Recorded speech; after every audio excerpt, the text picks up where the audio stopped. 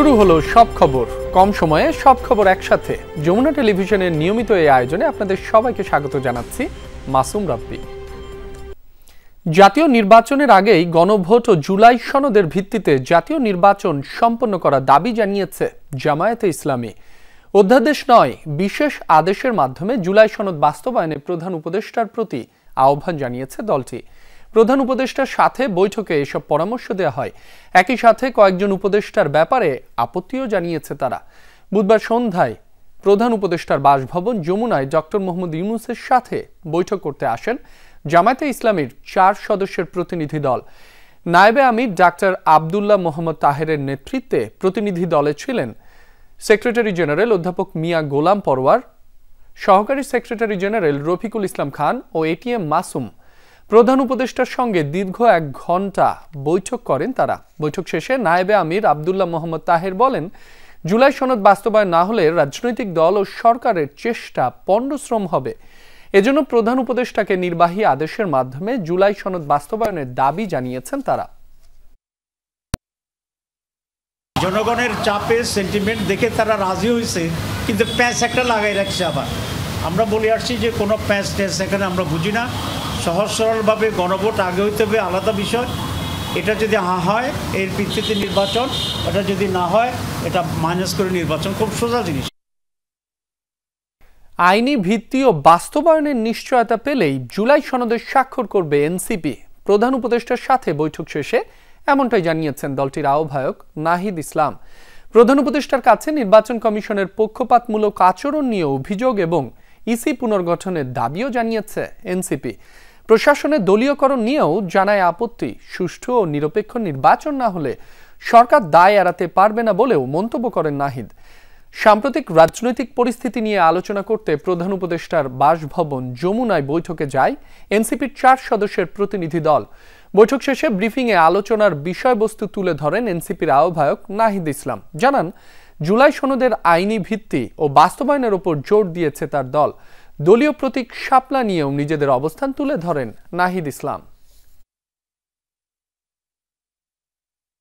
জুলাই সনদ বাস্তবায়নটা কিভাবে হবে সেইটার সম্পর্কে নিশ্চয়তা পাওয়ার পরে আমরা স্বাক্ষর করব। সেক্ষেত্রে জুলাই সনদ আমরা একটি সাংবিধানিক আদেশের কথা বলছি, যে আদেশটা ডক্টর মোহাম্মদ ইউনূস প্রধান হিসেবে উনিই জারি করবেন।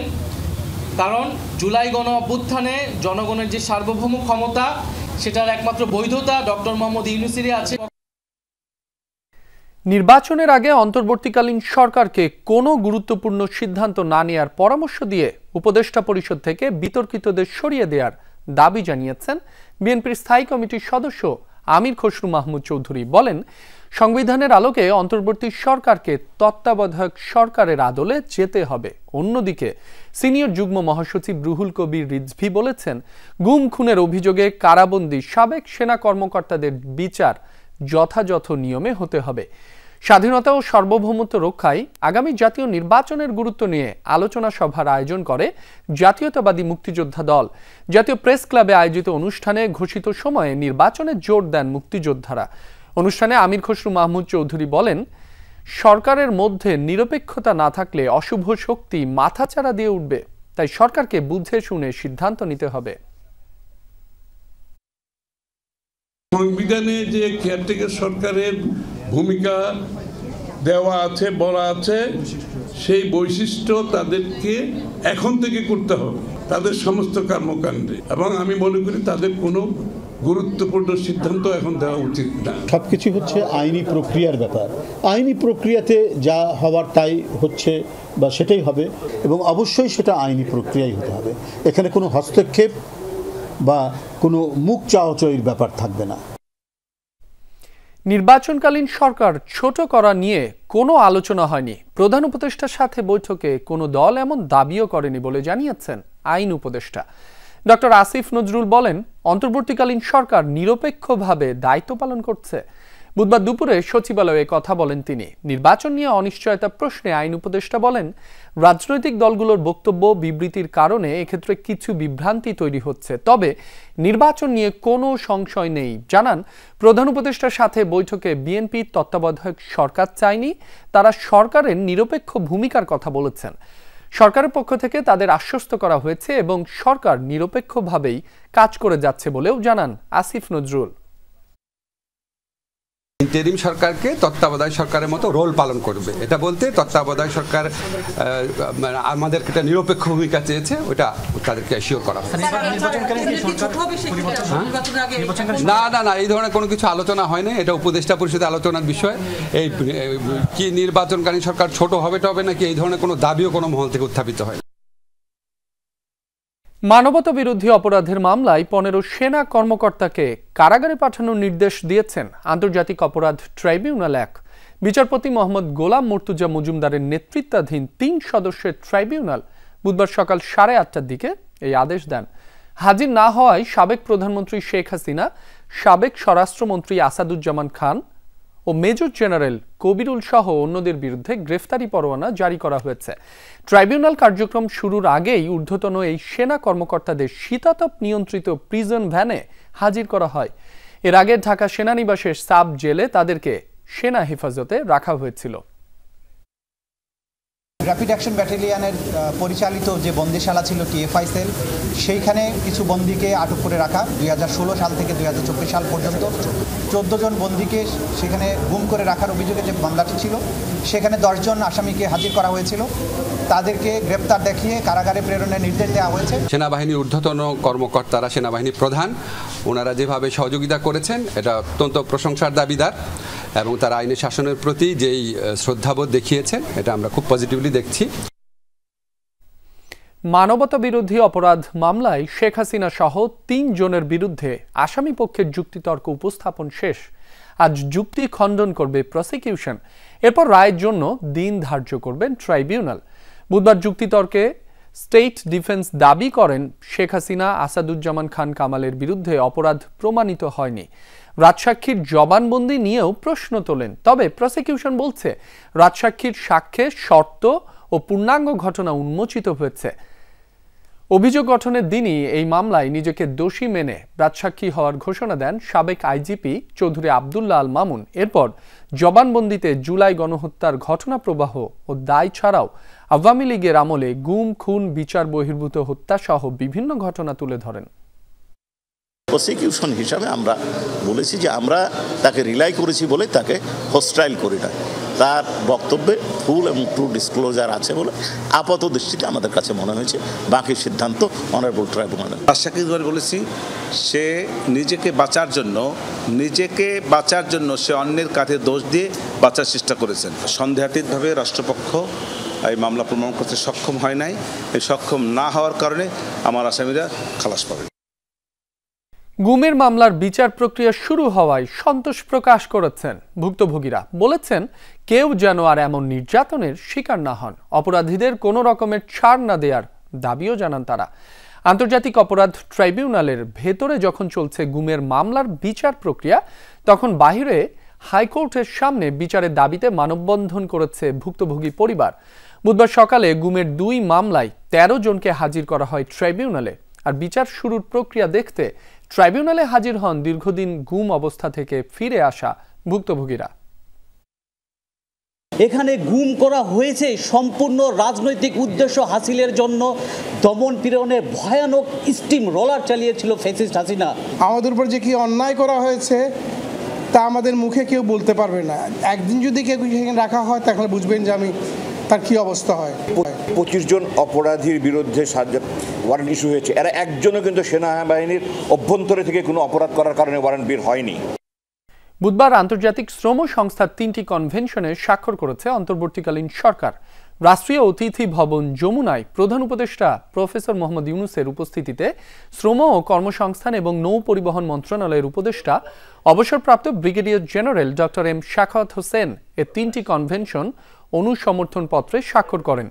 কনভেনশন স্বাক্ষরকালে আরও উপস্থিত ছিলেন প্রধান উপদেষ্টার আন্তর্জাতিক বিষয়ক বিশেষ দূত লুৎফে সিদ্দিকী, প্রধান উপদেষ্টার কার্যালয়ের সচিব মোহাম্মদ মাহমুদুল হুসাইন খান, শ্রম ও কর্মসংস্থান মন্ত্রণালয়ের সচিব ডক্টর মোহাম্মদ সানোয়ার জাহান ভুইয়া, বাংলাদেশে আইএলওর কান্ট্রি ডিরেক্টর ম্যাক্স টুনন সহ সংশ্লিষ্ট কর্মকর্তাগণ। শ্রমিকদের সুরক্ষা নিশ্চিতে 3টি গুরুত্বপূর্ণ কনভেনশন স্বাক্ষর করায় অন্তর্বর্তীকালীন সরকারকে আন্তরিক অভিনন্দন জানিয়েছেন আইএলওর কান্ট্রি ডিরেক্টর ম্যাক্স টুনন। এ 3টি কনভেনশন অনুস্বাক্ষরিত হওয়ায় বাংলাদেশ দক্ষিণ এশিয়ার একমাত্র দেশ হিসেবে আইএলওর 10টি মৌলিক কনভেনশন অনুস্বাক্ষরকারী দেশ হলো। মুসলিম নারী ও ইসলাম ধর্ম নিয়ে কুরুচিপূর্ণ বক্তব্য দেয়ায় অভিযুক্ত ছাত্র শ্রীশান্ত রায়ের বিরুদ্ধে মামলা করেছে বুয়েট। সাইবার সিকিউরিটির মামলায় তাকে গ্রেফতার করে কারাগারে পাঠানোর নির্দেশ দেওয়া হয়েছে। পুলিশ জানিয়েছে, আসামি কারো ইন্ধনে এমন অশ্লীল ধর্মীয় বিদ্বেষপূর্ণ বক্তব্য দিয়েছেন কিনা তা খতিয়ে দেখা হচ্ছে। মঙ্গলবার মধ্যরাতে আন্দোলনে উত্তাল বুয়েট। সেখানকার ইলেকট্রিক্যাল অ্যান্ড ইলেকট্রনিক ইঞ্জিনিয়ারিং বিভাগের শিক্ষার্থী শ্রীশান্ত রায়কে বহিষ্কারের দাবিতে বিক্ষোভ শিক্ষার্থীদের।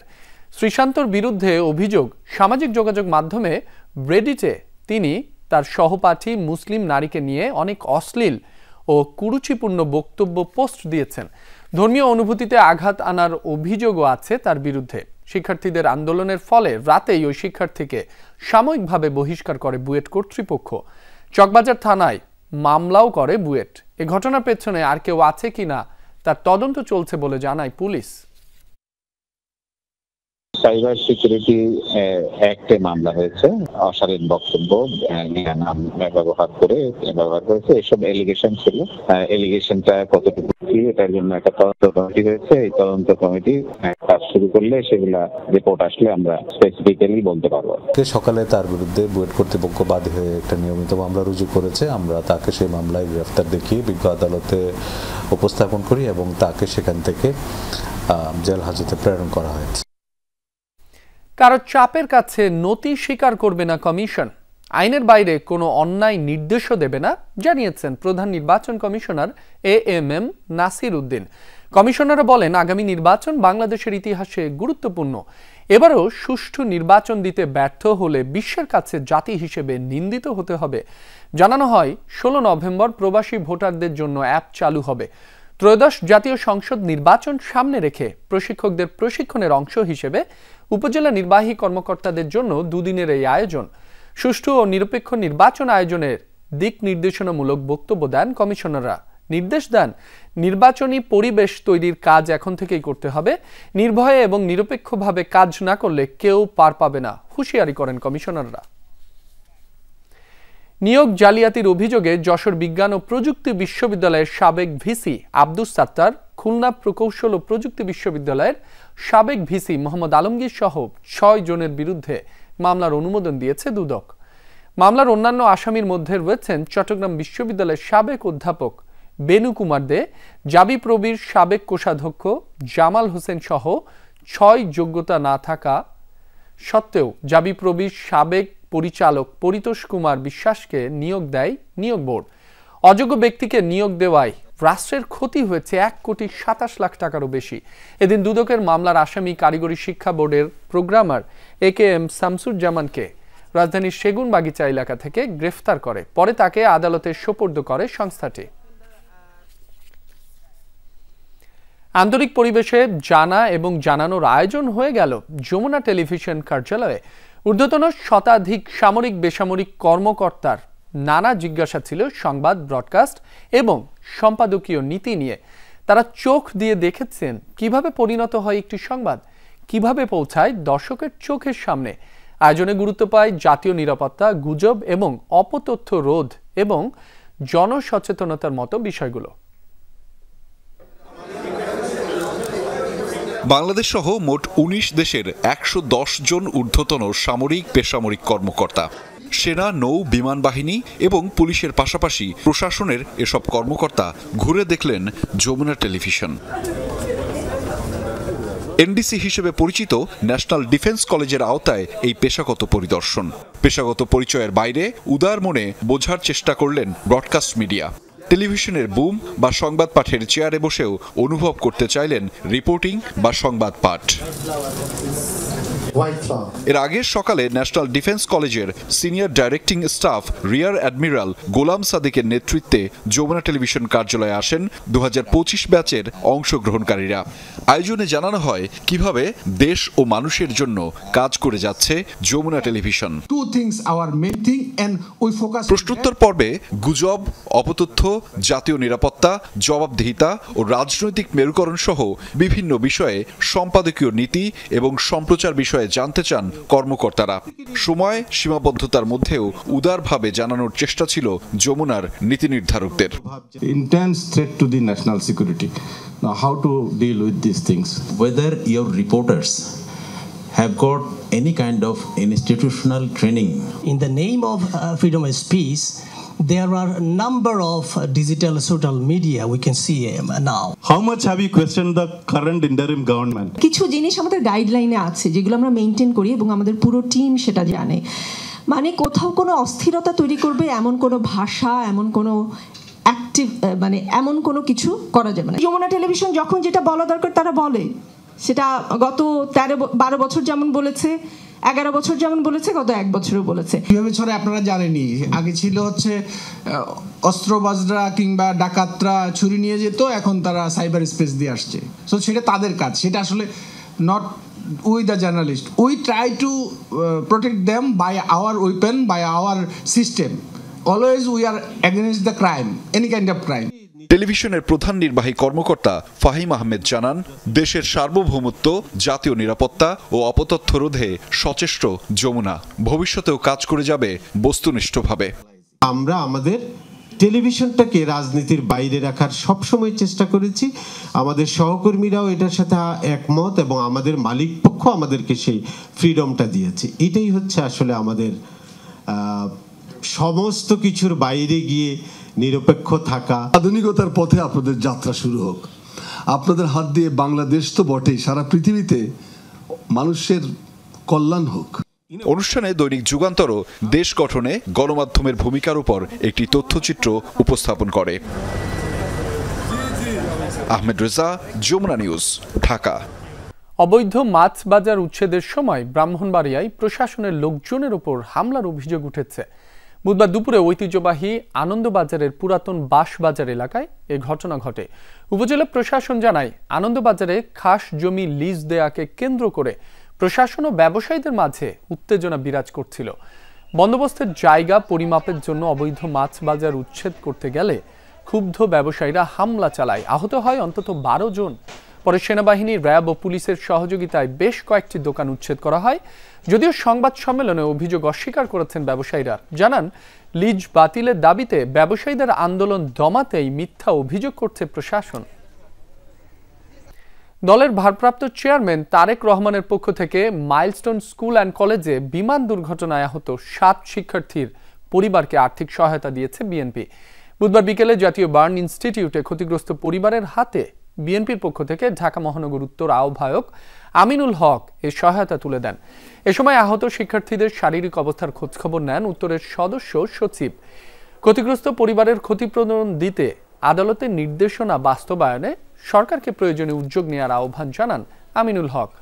মাইলস্টোন স্কুল ও কলেজের দুর্ঘটনায় ক্ষতিগ্রস্তদের পাশে থাকতে দলের পক্ষ থেকে সার্বিক সহযোগিতার আশ্বাস দেন ঢাকা মহানগর উত্তর বিএনপির আহ্বায়ক। পরিবারগুলো আর্থিকভাবে এখন পর্যন্ত তার যে বাচ্চার জন্য যে চিকিৎসার জন্য যে সাপোর্ট দেওয়া দরকার সেটা পরিপূর্ণভাবে দিতে পারছে না। তো আমরা সেই 7 পরিবারের জন্য আমাদের ভারপ্রাপ্ত চেয়ারম্যান মহোদয়ের পক্ষ থেকে একটি আর্থিক অনুদান দিয়েই গেছি। তারেক রহমানের 31 দফা বাস্তবায়নের লক্ষ্যে নারায়ণগঞ্জে লিফলেট বিতরণ করা হয়েছে। বুধবার বিকেলে শহরের চানবাজার নিতাইগঞ্জ ব্যবসায়িক জোন এলাকায় গণসংযোগ ও লিফলেট বিতরণ করে বিএনপি নেতাকর্মীরা।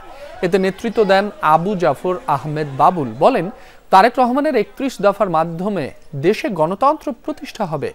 মানুষের ঘরে ঘরে 31 দফা পৌঁছে দিতে নেতাকর্মীদের প্রতি আহ্বান জানান তিনি।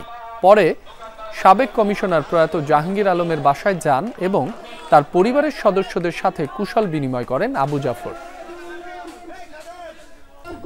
এছাড়া নারায়ণগঞ্জের সোনারগাঁওয়ের পিরোজপুর ইউনিয়নে মহিলা সমাবেশে অংশ নিয়ে উপজেলা বিএনপি সভাপতি আজহারুল ইসলাম মান্নান অভিযোগ করেন, আওয়ামী লীগের সময়ে হাজারো নারী বিভিন্নভাবে নির্যাতনের শিকার হয়েছে।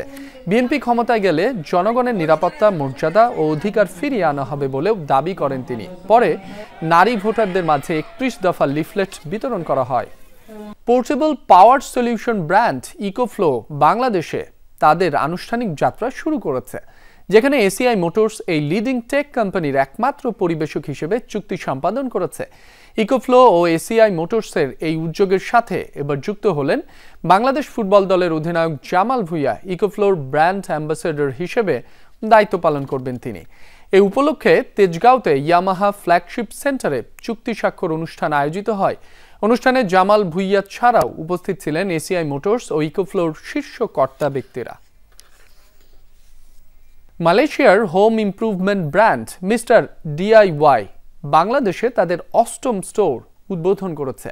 বনানীর ১১ নম্বর রোডে অবস্থিত মিস্টার ডিআইওয়াই এর নতুন এই আউটলেটটি উদ্বোধনের সময় উপস্থিত ছিলেন অভিনেত্রী মেহজাবিন চৌধুরী ও প্রতিষ্ঠানের শীর্ষ কর্তারা। নতুন স্টোরে রয়েছে 10টি প্রধান ক্যাটাগরির 10,000-এর বেশি পণ্য, যেখানে রয়েছে গৃহস্থালী সামগ্রী, hardware, electronics, automotive accessories, furnishing, stationery, খেলাধুলা ও খেলনা সামগ্রী, উপহার, কম্পিউটার ও মোবাইল অ্যাক্সেসরিজ এবং গয়না ও কসমেটিক্স।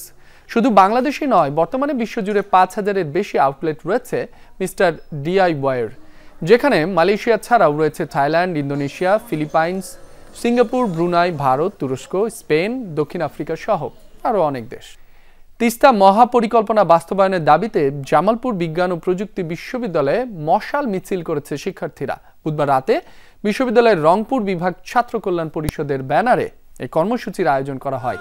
মিছিলটি হল থেকে বেরিয়ে ক্যাম্পাসের প্রধান গেটে গিয়ে সংক্ষিপ্ত সমাবেশের মধ্য দিয়ে শেষ হয়। এতে বিভিন্ন বিভাগের শিক্ষার্থীরা অংশগ্রহণ করে। বক্তারা বলেন, তিস্তা উত্তরবঙ্গের মানুষের জীবন, সংস্কৃতি ও আবেগের প্রতিচ্ছবি। তিস্তা নদীর পানির ন্যায্য হিস্সা দেওয়া সহ নভেম্বরের মধ্যেই তিস্তা মহাপরিকল্পনা বাস্তবায়ন শুরু করার দাবি জানান তারা। এই ছিল সব খবরের এখনকার আয়োজনে। এতক্ষণ যারা সাথে ছিলেন সবাইকে ধন্যবাদ।